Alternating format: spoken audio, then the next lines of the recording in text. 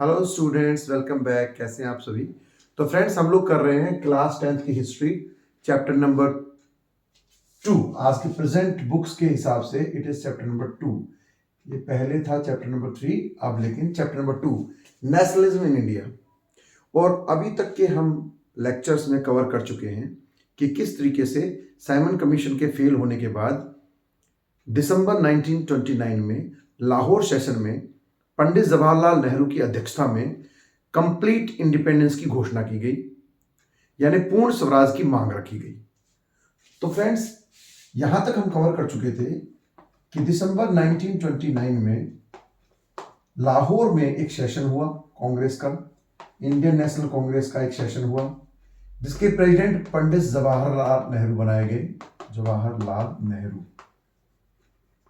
इसके प्रेसिडेंट थे। इस सभा में सुभाष चंद्र बोस भी शामिल थे। तो फ्रेंड्स, यहां पर डिसाइड किया गया कि हमें चाहिए पूर्ण स्वराज। पूर्ण स्वराज की जो है मांग रखी गई।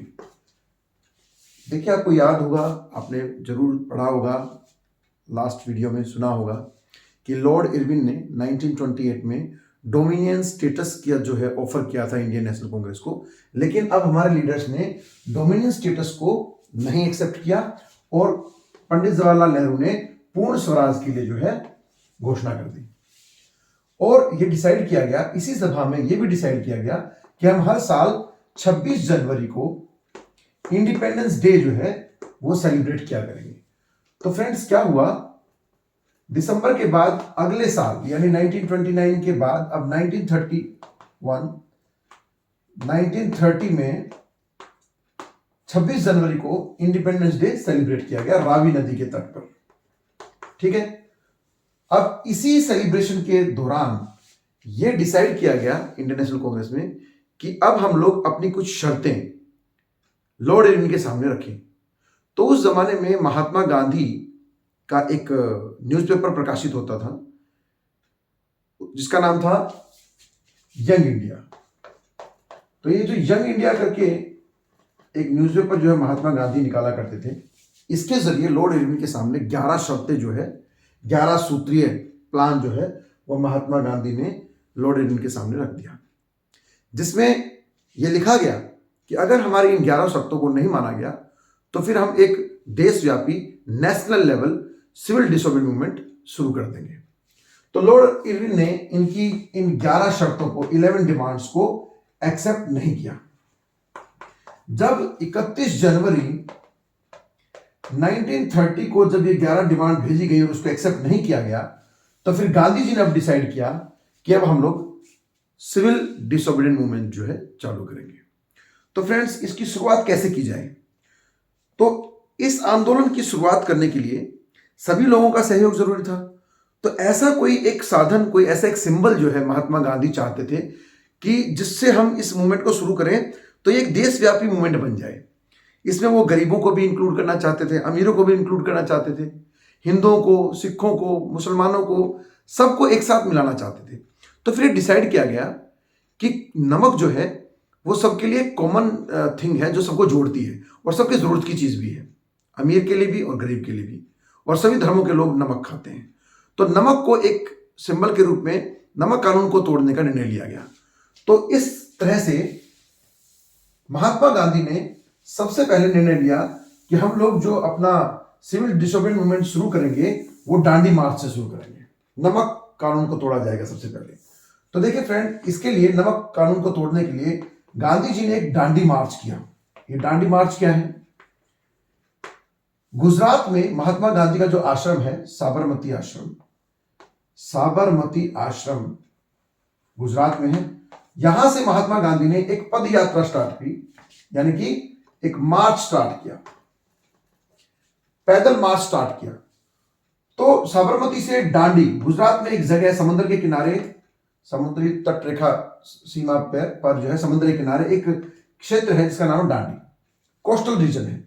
तो यहां तक साबरमती से डांडी तक का जो टोटल डिस्टेंस है वो है 240 माइल्स, यानी कि लगभग 400 किलोमीटर। तो गांधी जी 400 किलोमीटर तक पैदल चलते हैं और लगभग 24 दिनों तक लगातार डेली रोज लगभग 10 माइल का सफर तय किया जाता था और 24 दिनों में 240 माइल का सफर तय करके 6 अप्रैल को महात्मा गांधी दांडी पहुंचे। अच्छा, महात्मा गांधी ने जो अपनी वो 11 सूत्रें जो मांग रखी थी ना, वो रखी थी 11 मार्च को उनके पास, उन्होंने रखी तो थी 31 जनवरी को, लेकिन 11 मार्च को लॉर्ड इरविन ने इनको जो है एक्सेप्ट नहीं किया। तो 11 मार्च को उनको पता चल गया कि हमारी डिमांड्स को एक्सेप्ट नहीं किया गया। तो 12 मार्च से जो है ये दांडी मार्च स्टार्ट हुआ था। कहां से? साबरमती से। और 6 अप्रैल को महात्मा गांधी पहुंच गए दांडी और वहां पर नमक को उठा करके, नमक बना करके, देखो दोस्तों, उस समय नमक बनाने का जो अधिकार था, मोनोपोली जो थी, एकल अधिकार जो था, वो ब्रिटिश सरकार का था। किसी भी भारतीय को या किसी प्राइवेट इंडिविजुअल पर्सन को नमक बनाने की इजाजत नहीं थी। तो इस कानून को जो है महात्मा गांधी ने तोड़ा और स्वयं नमक बना करके इस चीज को सिंबलाइज किया कि नमक कानून से तोड़ने से अब सिविल डिसऑर्डर मूवमेंट शुरू हो चुका है। तो दोस्तों 6 अप्रैल 1930 से सिविल डिसऑर्डर मूवमेंट शुरू हो गया। अब ये सिविल डिसऑर्डर मूवमेंट जो है लगातार तो नहीं चला, इसको 3 बार बीच में रोका गया और फिर 3 बार शुरू किया गया। तो ये अलग अलग ऐसे समय पर जो है 1930 से चल के वैसे तो 1934 तक चलता रहेगा, लेकिन धीरे धीरे ये अपने मोमेंटम को खो देगा। तो फ्रेंड्स, आज के इस पार्ट में हमने अभी तक ये जान लिया कि नमक कानून को तोड़ करके सिविल डिसऑर्डर मूवमेंट की शुरुआत कैसे हुई। तो इस तरीके से अपने 78 फॉलोअर्स के साथ महात्मा गांधी दांडी पहुंचे और उन्होंने नमक कानून को तोड़ करके सिविल डिसऑर्डर मूवमेंट की शुरुआत कर दी। तो आइए अब जान लेते हैं कि सिविल डिसऑर्डर मूवमेंट जो 1930 से 1934 तक चला, इस दौरान किस तरीके से इस मूवमेंट को चलाया गया और कौन कौन से बाकी इंसिडेंट इस दौरान हुए। तो 1930 से लेकर के 1934 तक का ये जो टाइम है, इस समय सिविल डिसओबीडियंस मूवमेंट भारत में चलाया जा रहा है। इस दौरान कुछ इंपॉर्टेंट घटनाएं हुई। नंबर 1, ब्रिटिश सरकार, इस समय जो ब्रिटिश सरकार थी, वहां ब्रिटिश पार्लियामेंट, वहां के प्रधानमंत्री थे मैकडोनाल्ड। देखिए, ये जो प्रधानमंत्री थे मैकडोनाल्ड, इन्होंने इंडियन नेशनल कांग्रेस को और बाकी पॉलिटिकल लीडर्स को, इंडिया के पॉलिटिकल लीडर्स को ब्रिटेन बुलाया, ब्रिटेन आने के लिए इनवाइट किया लॉर्ड इरविन के थ्रू। उन्होंने लॉर्ड इरविन को मैसेज दिया कि भारत के इन लीडर्स को जो कि डिसकंटेंटेड हैं, वो किस तरह का कानून चाहते हैं, किस तरह का कॉन्स्टिट्यूशन चाहते हैं, वो सब डिस्कस करने के लिए भारत के इन लीडर्स को मैकडोनाल्ड ने, प्राइम मिनिस्टर मैकडोनाल्ड ने ब्रिटेन में राउंड टेबल कॉन्फ्रेंस के लिए जो है इनवाइट किया। तो देखिए, इस तरह की 3 राउंड टेबल कॉन्फ्रेंस हुई 1930 से 34 के बीच में। जो पहली राउंड टेबल कॉन्फ्रेंस हुई, भारतीय नेताओं को बुलाया गया ब्रिटेन में, तो 3 बार हमारे नेताओं को वहां पे बुलाया गया। पहली जो राउंड टेबल कॉन्फ्रेंस थी वो हुई थी नवंबर 1930 में। पहली राउंड टेबल कॉन्फ्रेंस में इंडियन नेशनल कांग्रेस के नेताओं ने पार्टिसिपेशन नहीं किया था। महात्मा गांधी और बाकी इंडियन नेशनल कांग्रेस के नेताओं ने पहली राउंड टेबल कॉन्फ्रेंस को अटेंड नहीं किया था, बल्कि इनकी जगह doctor Bhimrao Ambedkar, doctor BR Ambedkar, जो कि बैकवर्ड क्लासेस के लीडर थे उस टाइम पे, SC ST के लीडर थे, और मुसलमानों की तरफ से मोहम्मद अली जिन्ना और बहुत सारे लीडर्स।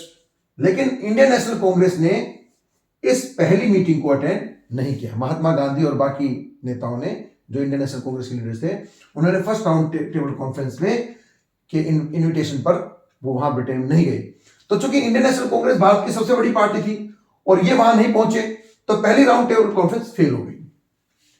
अब जो मैकडोनाल्ड थे, प्राइम मिनिस्टर थे, उन्होंने लॉर्ड इरविन को दोबारा से इंडियन नेशनल कांग्रेस के लीडर्स को मनाने के लिए एक और ऑफर दिया कि इंडियन नेशनल कांग्रेस के लीडर्स को मनाइए, और खास करके MK गांधी, वो महात्मा गांधी से जरूर मिलना चाहते थे। इंडियन नेशनल कांग्रेस के मेन लीडर्स को बुलाया जाए, तो महात्मा गांधी को मनाया गया।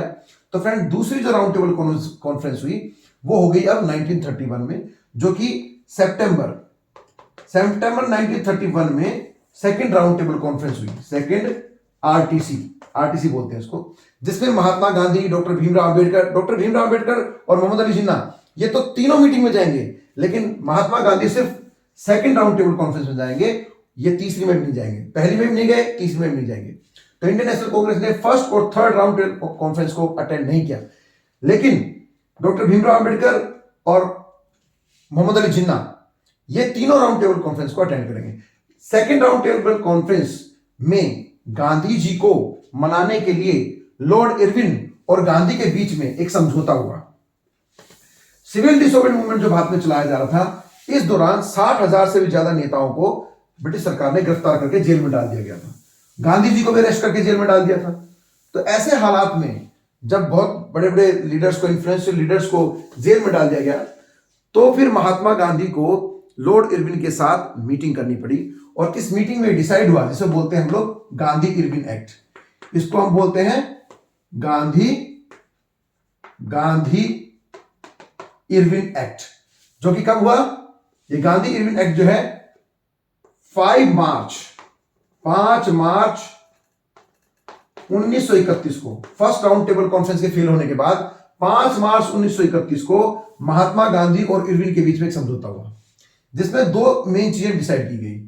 गांधी के कहने पर इरविन ने यह एक्सेप्ट किया कि जितने भी प्रिजनर्स को पकड़ा गया है, जितने भी रिवॉल्यूशनरीज को पकड़ा गया है, जिनमें खान अब्दुल गफ्फार खान जैसे महात्मा गांधी के फॉलोअर्स भी शामिल थे, बड़े इन्फ्लुएंशियल लीडर भी शामिल थे, इनको रिलीज कर दिया जाएगा। इरविन ने एक्सेप्ट कर लिया कि ठीक है, हम सभी को रिलीज कर देंगे, कोई दिक्कत नहीं है। दूसरा, नमक को बनाने की परमिशन इंडियंस को दी जाए और उसके ऊपर जो लगे हुए टैक्सेस उनको हटा दिया जाए। तो ये भी टैक्स के ऊपर से जो सॉल्ट जो टैक्स था उसको भी एबोलिश कर दिया गया, यानी कि हटा दिया गया।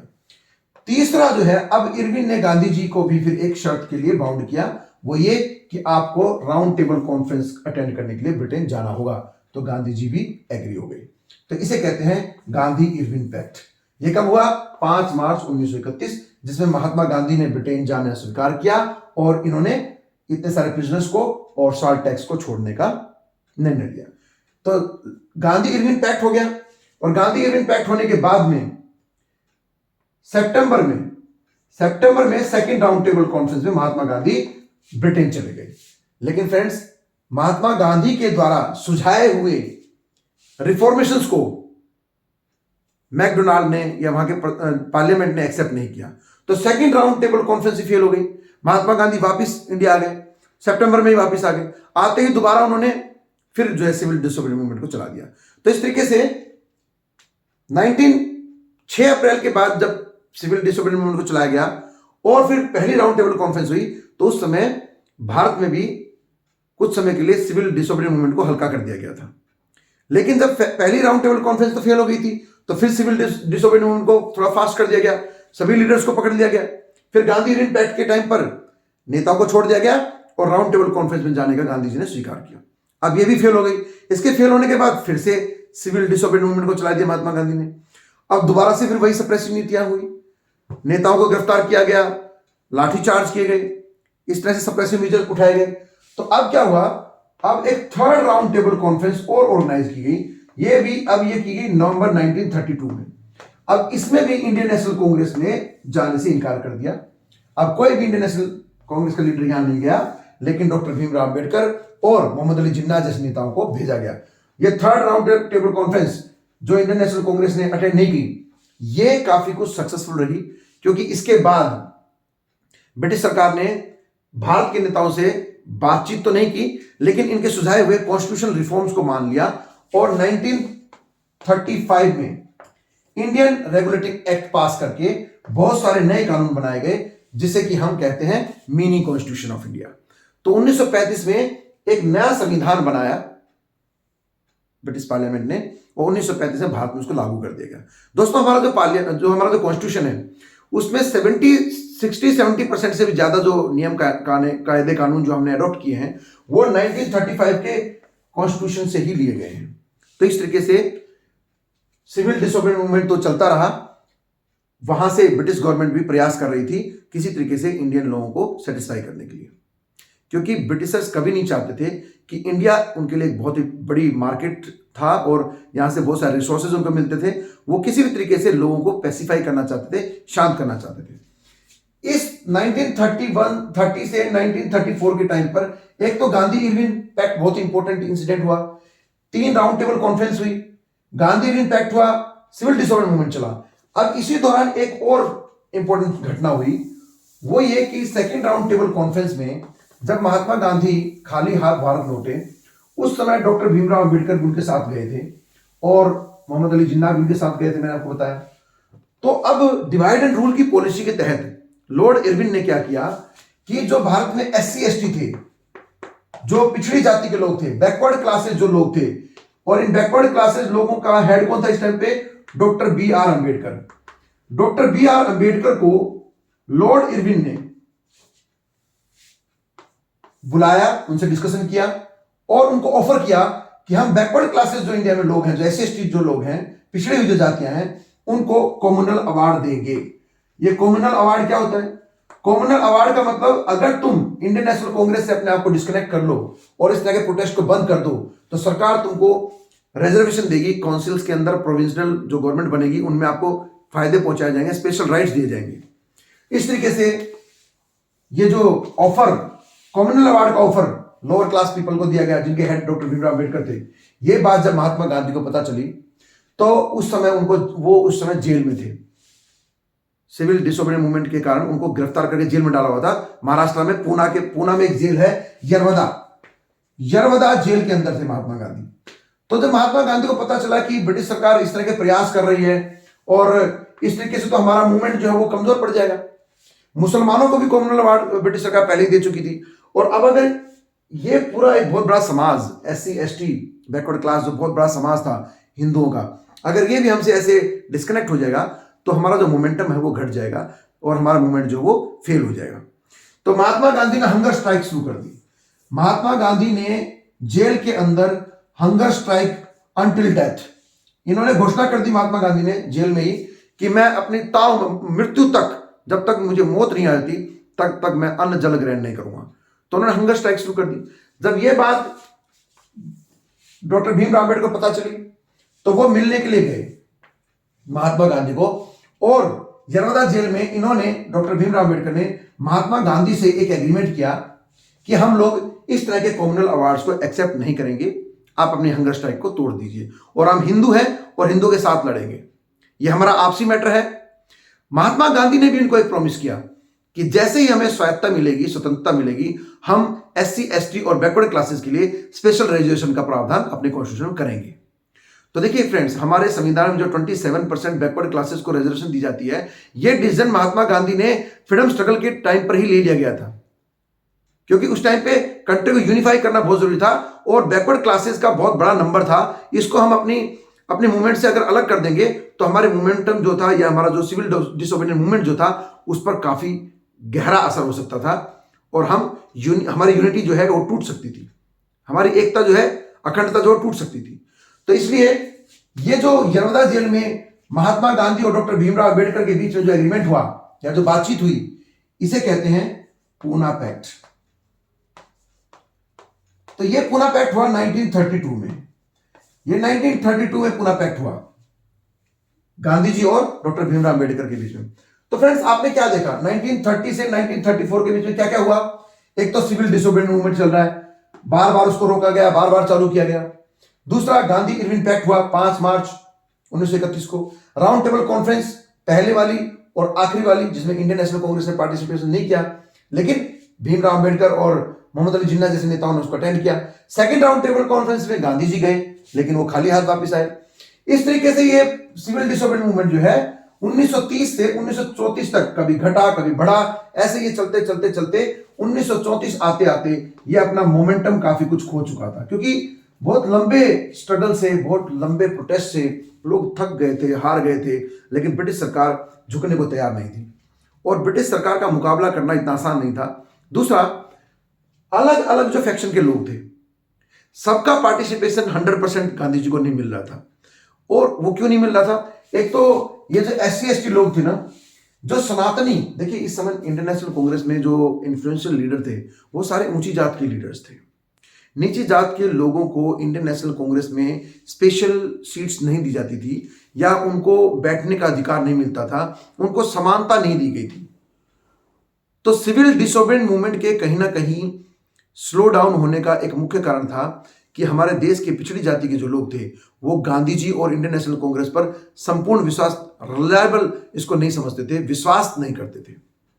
तो पूरा ये जो पिछड़ा समाज था पूरा गांधी जी के साथ नहीं था, पूरा इस मूवमेंटम में शामिल नहीं था। ये एक बहुत बड़ा कारण था। और फिर जब डॉक्टर भीमराव अंबेडकर और महात्मा गांधी के बीच में ये समझौता हुआ, पूना पैक्ट हुआ, उसके बाद तो लोगों ने इस मूवमेंटम को धीरे धीरे, इस मूवमेंट को धीरे धीरे छोड़ना शुरू कर दिया। एक बात। दूसरी बात, इस मूवमेंट में नॉन कॉपरेशन मूवमेंट के टाइम पर, खिलाफत नॉन कॉपरेशन मूवमेंट के टाइम पर गांधी जी ने मुसलमानों को और हिंदुओं को एक कर दिया था, एक साथ मूवमेंट चलाई गई। लेकिन फ्रेंड्स, अब तक आते आते मुसलमान जो थे वो इंडियन नेशनल कांग्रेस से बिल्कुल अनहैप्पी हो चुके थे, सेपरेटेड हो चुके थे। कुछ मुट्ठी भर ही मुसलमान थे, मुस्लिम्स थे, जो इंडियन नेशनल कांग्रेस के इस तरह के मूवमेंट में उनको पार्टिसिपेट कर रहे थे, उनका सहयोग दे रहे थे, वरना वो इस मूवमेंट से अलग हो गए थे। तो इसके कारण भी काफी हमारा बड़ा समाज जो था वो हमारे इस तरह के मूवमेंट में शामिल नहीं हो पाया। और इसके अलावा जो ट्रेडर्स थे, देखिए जब मूवमेंट चलता है और फॉरेन गुड्स को बॉयकॉट किया जाता है, तो जो बिजनेसमैन थे उस टाइम पर, जो फॉरेन गुड्स का इंपोर्ट एक्सपोर्ट का काम करते थे, उनको अच्छा खासा, काफी ज्यादा जो हम लोगों को नुकसान हो रहे थे। हालांकि नतीजा कुछ नहीं निकल रहा था, आउटकम्स तो कुछ निकल नहीं रहे थे। तो जो बिजनेसमैन बॉयकॉट कर रहे थे पहले फॉरेन गुड्स को, अब उनको लॉसेस होने शुरू हो गए, तो धीरे धीरे, और नतीजा कुछ निकल नहीं रहा था, तो लोगों ने धीरे धीरे क्या किया कि इस मूवमेंट से धीरे धीरे अपने आप को बाहर कर लिया और वो इस स्ट्रीम से बाहर चले गए और धीरे धीरे धीरे मोमेंटम जो है स्लो डाउन होता चला गया। तो फ्रेंड्स, अपने इस आज के पार्ट में हमने देखा कि किस तरीके से दांडी मार्च के बाद सिविल डिसोबीडिएंट मूवमेंट जो है चला, राउंड टेबल कॉन्फ्रेंस क्या थी, पूना पैक्ट क्या था, गांधी इरविन समझौता क्या था, और किस तरीके से फिर ये मोमेंटम स्लो डाउन हुआ, कैसे बैकवर्ड क्लासेस के लोगों ने इस मूवमेंट में पार्टिसिपेशन क्यों नहीं किया, क्योंकि वो सनातनी जो लोग थे वो इनको इक्वेलिटी नहीं देते थे, इनके साथ में इनको ज़्यादा अपने साथ, इनको ज़्यादा मतलब ज़्यादा एक्सपोजर नहीं देना चाहते, ज़्यादा एक्सपोज नहीं करना चाहते थे इनके प्रॉब्लम्स को। उनकी अपनी खुद की बहुत सारी प्रॉब्लम्स थी बैकवर्ड क्लासेस लोगों की। वो तो टेम्पल एंट्री, इस टाइम पे बहुत सारी मूवमेंट बैकवर्ड क्लासेस के लोग चला रहे थे। जैसे एक मूवमेंट चला, इस समय चल रही थी टेम्पल एंट्री मूवमेंट, पिछड़ी जाति के लोगों को मंदिरों में घुसने की इजाजत नहीं थी, तो वो अपनी ही चीजों के लिए लड़ रहे हैं बेचारे, उनको पढ़ने की इजाजत नहीं थी। तो सनातनी जो रिलीजन को फॉलो करने वाले जो लोग हैं वो लोअर कास्ट के लोगों के साथ कंधे से कंधा मिला करके चलने को तैयार नहीं थे। तो ये भी एक बहुत बड़ा कारण था कि सिविल डिसोबीडिएंट मूवमेंट धीरे धीरे अपना मोमेंटम खो देता है। तो ठीक है फ्रेंड्स, अब जो सिविल डिसोबीडिएंट मूवमेंट के बाद के क्या कॉन्सिक्वेंसेज हुए, क्या रिजल्ट्स इसके निकले, इसके बारे में हम नेक्स्ट वीडियो में स्टडी करेंगे। आज के लिए इतना ही काफी है। Thank you so much.